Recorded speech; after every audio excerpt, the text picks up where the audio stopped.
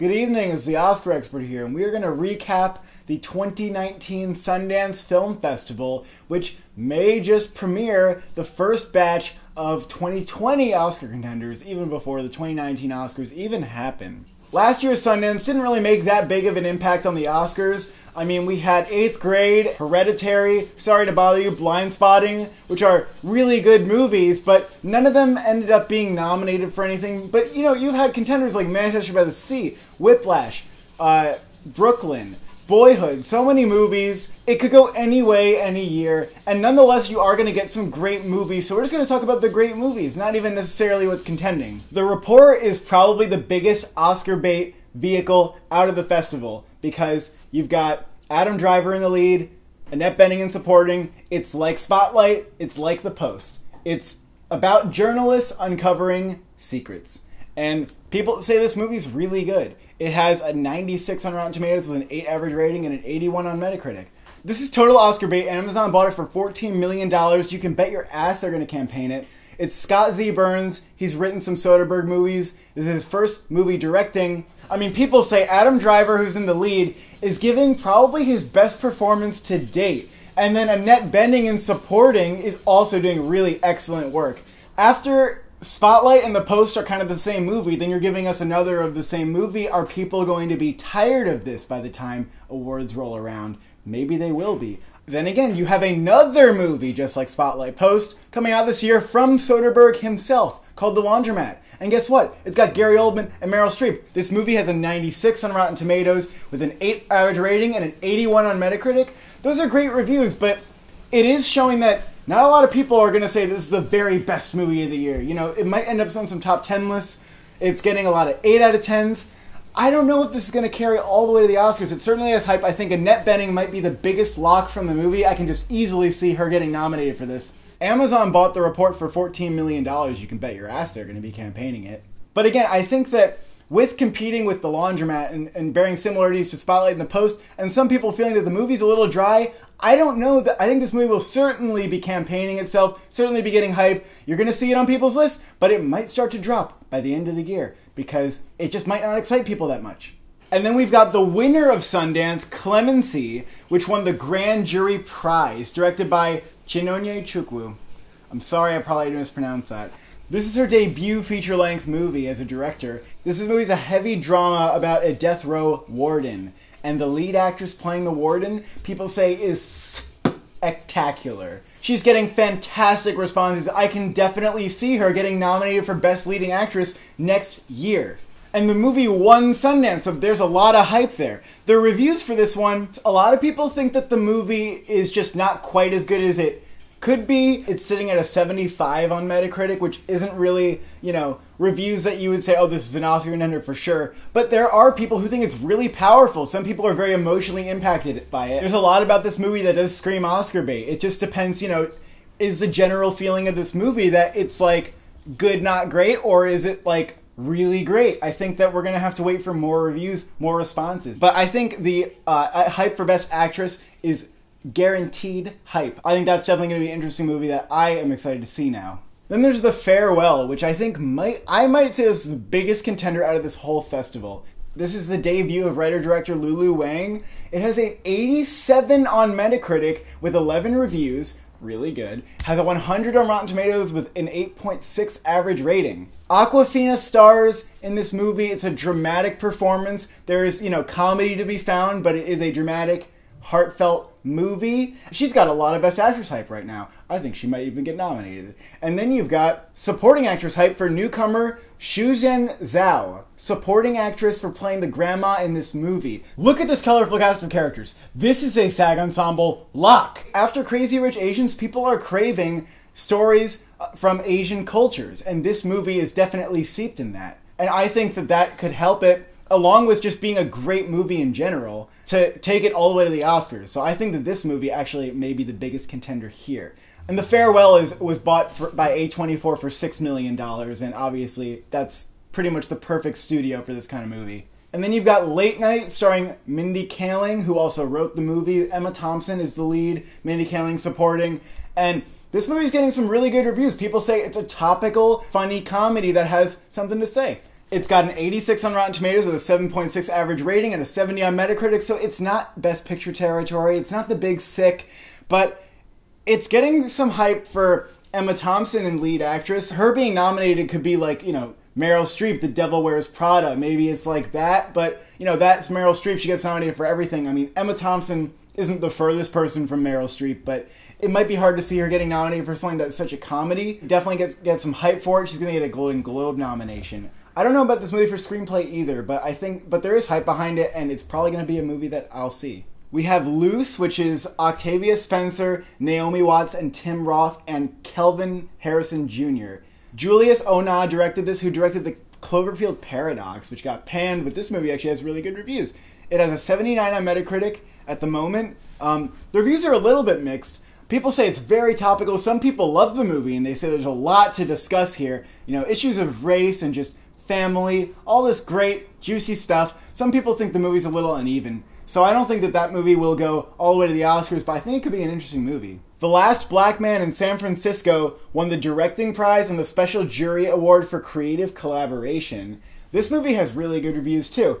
It might be like this year's Sorry to Bother You. I don't think it's a comedy, but, you know, along those lines, something very topical, critically acclaimed, not making a presence at the Oscars. Doesn't really matter though. On the website Letterboxd, people think this is a really good movie. It has a 3.9, which is one of the highest ratings that anything from Sundance has at the moment. A 76 on Metacritic, a 90 on Rotten Tomatoes with a 7.5 average rating. You know, not like masterpiece reviews, but this still looks like a really interesting movie. People say it's so original, a great debut, and an important movie. So I'm excited to see that. Definitely be on the lookout for it. A24 picked that one up too, so that's pretty big news. Blinded by the Light is a movie that people think is very uplifting, good-spirited, likable movie that celebrates someone's relationship with Bruce Springsteen's music. 90% Rotten Tomatoes, 7.9 average rating, 71 on Metacritic. New Line bought it for $15 million. That's one of the biggest deals here. So you might see that movie in theaters. Might be a fun movie to watch. Honey Boy is getting a lot of hype, which won the special jury award for vision and craft. It is well-liked. Shia LaBeouf wrote the movie and stars as the dad. He's kind of unrecognizable in it. I hear maybe do I hear a little supporting actor hype for Shia LaBeouf? I hear a little bit. I don't know if people can take him seriously yet. I mean, I think this movie will help for people to take Shia LaBeouf seriously. Maybe pave him the road to a future Oscar nomination, but I'm not sure that I see it for this movie. It is so well liked. It has a 3.9 on Letterboxd, which is really great. You know, some people love the movie. The critics are seemingly a little more mixed. They all like it, 100% Rotten Tomatoes, but a 7.6 average rating for a 100% isn't that high. And I think it has around a 63 on Metacritic. Lucas Hedges is also in it. It's semi-autobiographical relating to Shia LaBeouf's childhood. Obviously, he wrote the movie. So that movie's definitely going to make some waves later this year whenever it comes out, and I'm definitely going to see it. One of the best reviewed movies here, The Souvenir, which won the World Cinema Dramatic Grand Prize, is a British movie directed by Joanna Hogg, very acclaimed by critics. A24 grabbed this one. Maybe like a first reform this year, although I'm seeing a lot of people who think it's kind of very slow, maybe not that exciting to them, but the critics are eating it up. It's got a 95 on Metacritic right now with like 7 reviews. That is some of the best reviews of the fest. You got 93 on Rotten Tomatoes, 8.4 average rating. I still don't see this movie going for Oscars. I think it's going to be very artsy, and only a certain crowd will appreciate it. The critics, namely.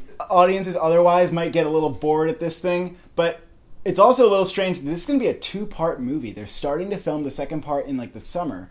So I don't know if it feels like one half of a movie or what the deal with that is.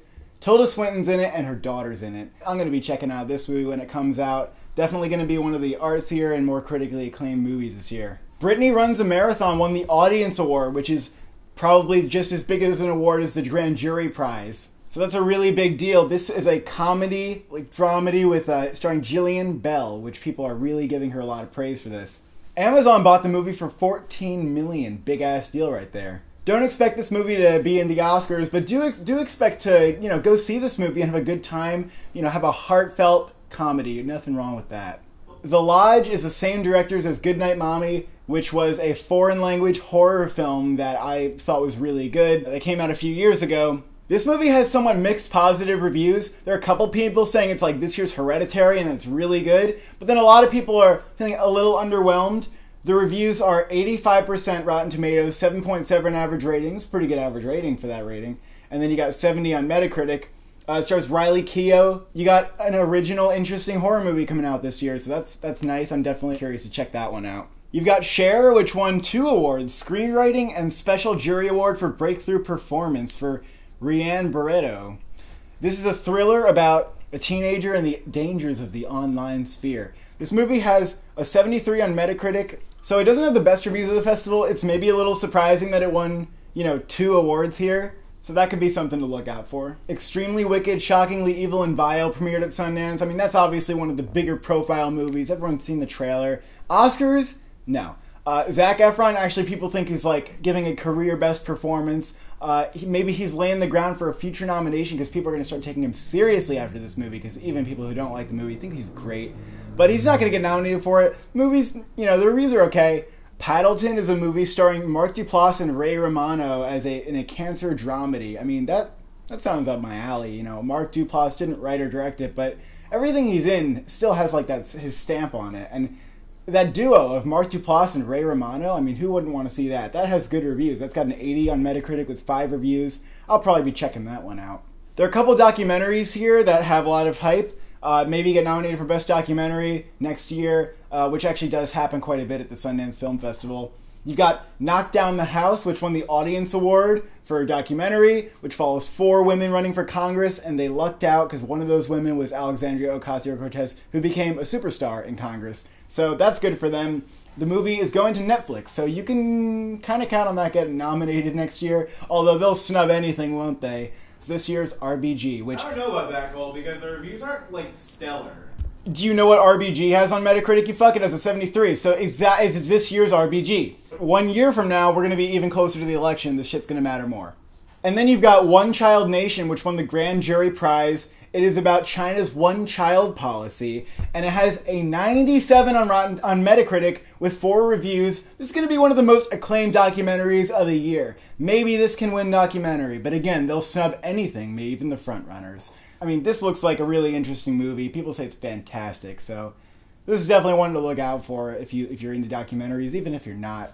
There are definitely other movies at Sundance that look, pretty good, getting some moderate buzz. I'm not going to talk about all of them, though. These are just the ones that I think maybe I'm the most excited for, that have the most Oscar buzz, the most buzz in general. Yeah. If I'm going to pick a movie that's the biggest contender here that's getting nominated, most people are going to tell you it's The Report.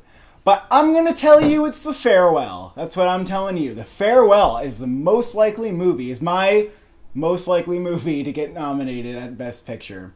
The Report, generic, standard Oscar bait. Farewell, new age Oscar bait. Diversity, culture, indie drama. That's the movie that's been prevailing lately. The Report, same old shit. But there's a lot of great movies here to be looking forward to. So I hope you enjoyed the video and come back soon.